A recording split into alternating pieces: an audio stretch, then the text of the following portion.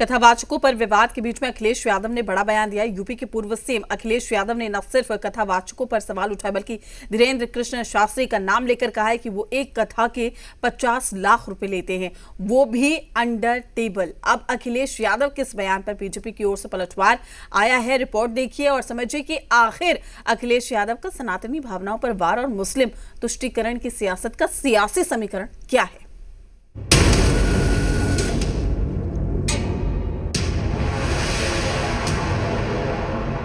कई कथावाचक हैं जो 50 लाख रुपए लेते हैं। Baba versus Akhilesh, under table cash.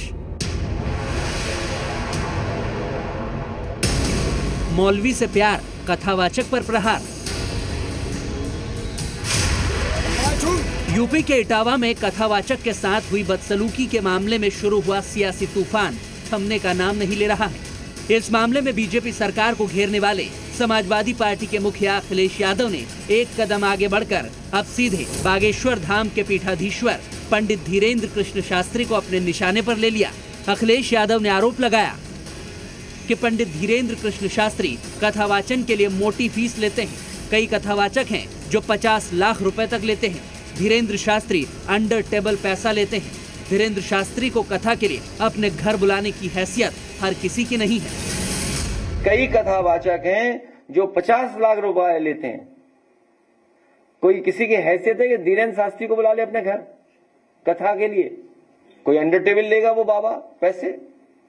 आप पता करवा लीजिए, अंडर टेबल नहीं लेते हैं वो धीरेन्द्र शास्त्री। क्या कथावाचने की पता नहीं कितनी कीमत होगी उनकी, फ्री थोड़े नहीं।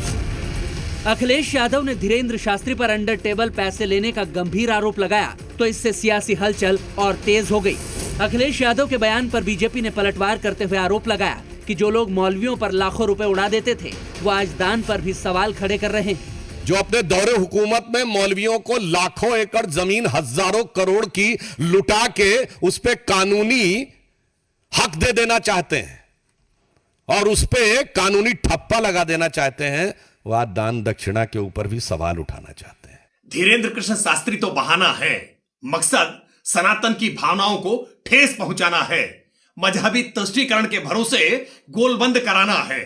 अखिलेश यादव जी जानबूझ करके धीरेन्द्र कृष्ण शास्त्री के बहाने देश के तमाम साधु संत कथावाचकों का अपमान करने की चेष्टा कर रहे हैं। पंडित धीरेन्द्र कृष्ण शास्त्री और कथावाचकों की दान दक्षिणा पर अखिलेश के इस कैश वाले बयान पर ऐसा कलेश हुआ कि विरोध की आवाज मथुरा में संत समाज की तरफ से भी उठी। आपने कभी भागवत क्यों नहीं कराई? जो भी प्रवक्ता भागवत करते हैं जजमान अपनी स्वेच्छा से उनको पैसा देते हैं। आपने तो, आपकी पार्टी ने राम भक्तों पे गोलियां चलाई।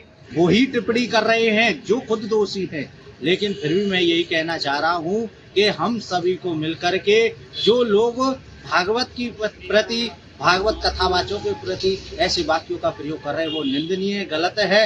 सनातनी जग जाओ, ऐसे कालनेमी अखिलेश यादव से सावधान रहना चाहिए कि इस प्रकार से समाज में दूषित मानसिकता रखने वाले ये राजनीतिक दल के लोग आपको लड़ाएंगे और अपने लाभ के लिए आपको मरवाएंगे। इसके नाते हिंदुओं एक हो जाए। अखिलेश के निशाने पर भले ही धीरेन्द्र शास्त्री हों, लेकिन इटावा कांड पर खुद धीरेन्द्र शास्त्री ने भी नाराजगी जाहिर करते हुए ये साफ कहा था कि जाति पर राजनीति बिल्कुल गलत है।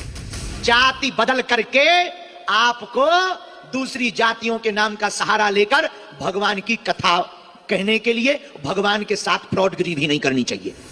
अखिलेश के बयान के बाद साफ है कि इटावा में जाति छिपाकर कथा करने वाले शख्स पर शुरू हुआ बवाल अभी थमने वाला नहीं है, क्योंकि इसमें अब कथावाचकों को दिए जाने वाले दान के कैश पर कलेश तेज हो गया है। ब्यूरो रिपोर्ट, जी मीडिया। काटा लगा गढ़